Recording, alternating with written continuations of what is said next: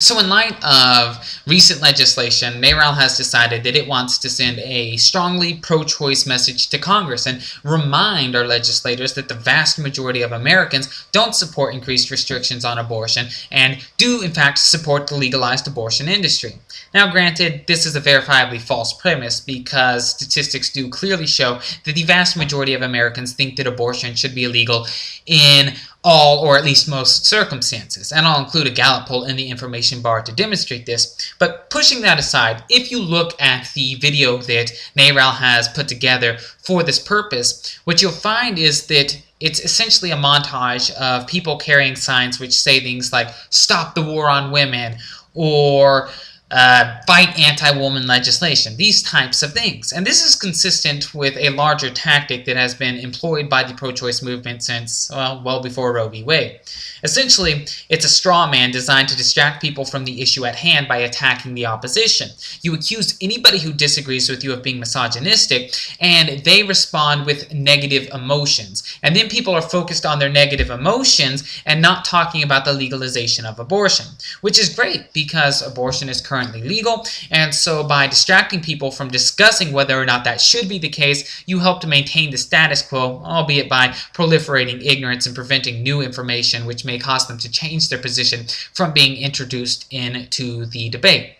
But it's not only a straw man, it's an ad hominem. The hope here is to demonize the opposition. Any piece of legislation which is not consistent with the pro-choice agenda is anti-woman. It's a war on women.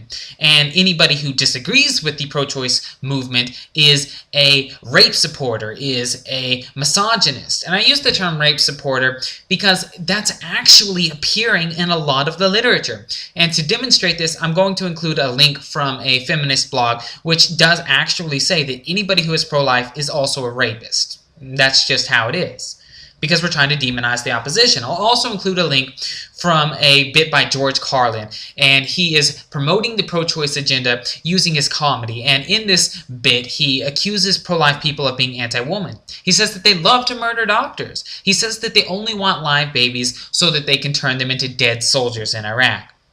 Obviously, this is an ad hominem. It's a straw man. It's trying to keep people from talking about the issue at hand.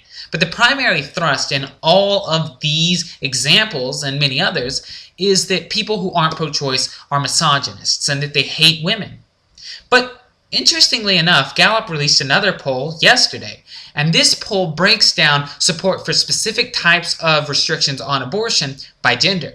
So I want to look at this chart and see who it is that is supporting certain restrictions on abortion.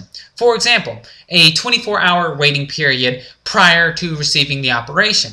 Well, 68% of American men support this, but 70% of American women support this. So if supporting pro-life legislation is anti-woman and is a part of a war on women, then 70% of women in America are self-loathing and hate themselves because of their gender, and they are cooperating in a battle to subject themselves.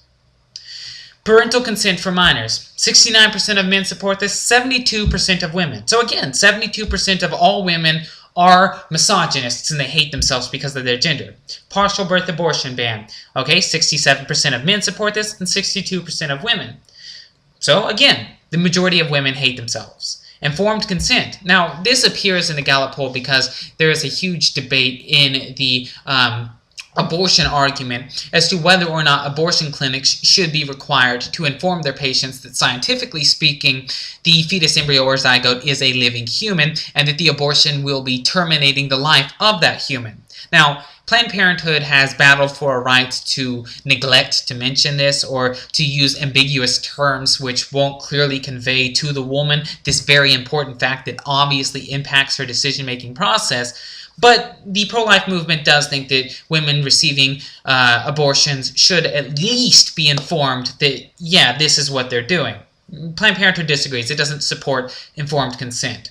So, informed consent. 84% of men support this and 89% of women. So, again, 89% of women are anti-woman and they hate themselves because of their gender. Ban funds for abortion, ban federal funds for abortion providers. 43% of men and 37% of women. So we're not in the majority anymore, but that's still a sizable fraction. Opt-out provisions for pharmacists and health providers. Basically, should somebody who doesn't believe in abortion be forced to provide that simply because they're a doctor? 47% of men say that they shouldn't, and 44% of women say that they shouldn't. So 44% of women hate themselves because of their gender. Ultrasound requirements. 48% of men, 52% of women. So again, the majority of women hate themselves because of their gender. Now that just seems to me to be a little bit absurd. I mean, granted, there are women out there who I think are sincerely misogynistic and feel inferior. And this is a horrible thing, but it's true that most racism, most sexism is directed at one's own ethnic and sex identity. So yes, there are misogynistic women. I'm completely confident of that notion. But can we really say that 89% of women in the United States hate themselves because of their gender? Can we really say that the pro-life movement, that pro-life legislation is a part of a war on women when a lot of women are a part of this? Really?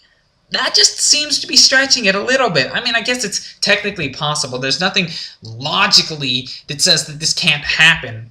It just seems like it requires one hell of a leap of faith to say that all of these women hate themselves and are willingly participating in a war on their own rights.